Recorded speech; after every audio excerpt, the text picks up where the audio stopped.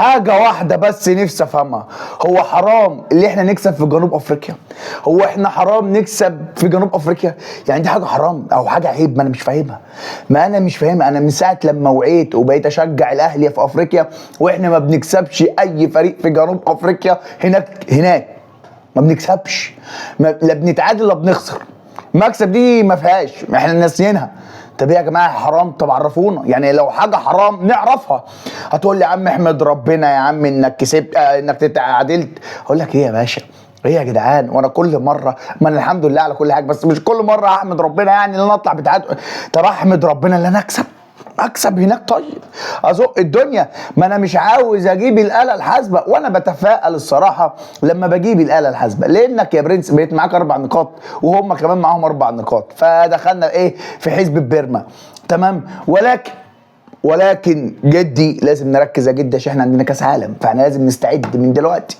لازم نستعد في شويه لعيبه كده ما ينفعش. انا عاوز جوز حمام غير الجوز اللي عندي قدام دول. انا عاوز طقم قداماني يا باشا يتفور اللي قدام ده كله، يتفور ونجيب طقم جديد. سمعنا كابتن الخطيب. فاحنا عشان داخلين على مرحله ليفن الوحوش. انت فاهم قصدي؟ احنا داخلين على مرحله ليفن الوحوش، فاحنا لازم نركز والنبي، لازم نركز عشان داخلين على مرحله صعبه. تمام.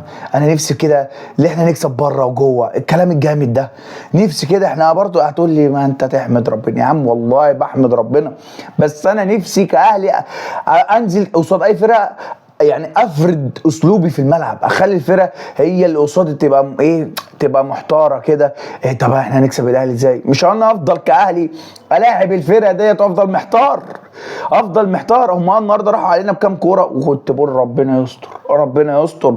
ما انت خلي بالك احنا خلاص كاهلاويه احنا عندنا عقده نفسيه بسبب ماتشات اللي بتتلعب في جنوب افريقيا وبتتلعب الساعه 3 العصر. عقده نفسيه دي، يعني انت فاهم قصدي؟ دي عقده بالنسبه لنا، اللي هي ماتشات الساعه 3 وفي جنوب افريقيا. فدي ليله يا عم، دي ليله يا باشا. تمام. فعقده بالنسبه لنا. والماتش النهارده كان ايه؟ انا عامله يا ربنا يستر ما يحصل اي حاجه، ربنا يستر، فاهم انت؟ ولكن كولر النهارده بدا برضا سليم.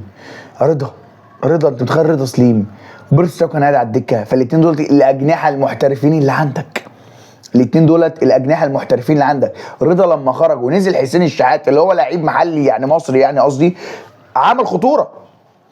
فاحنا لا نعيد نظرتنا تاني للاعيبه المحترفه يا بيه. نعيد نظرتنا تاني، نشوف ايه اللي غلط عندنا. ما احنا لازم نفوق يا جماعه، ما هو مش هينفع كده. فباذن الله احنا النهارده تعادلنا الحمد لله وكل حاجه، بس احنا بقالنا كام ماتش الاداء مش هو. بقالنا كام ماتش المؤشر بينزل، المؤشر رايح لتحت مش طالع لفوق. هتقول لي يا عم انت كسبت استاد ابيجان دي يا باشا، ده مركز شباب ولازم نكسب. ده جابوا فينا جونين، راحوا بكورتين جابوهم جون. تخيل بقى لو هم كانوا راحوا كتير كانوا هيعملوا معانا ايه؟ فاحنا لازم نركز والنبي، لازم نركز عشان داخلين على مرحله صعبه. الماتش جاي امام انبي البترول بقى والشغل التعبان ده يوم الثلاث، فربنا يستر علينا يا برنس.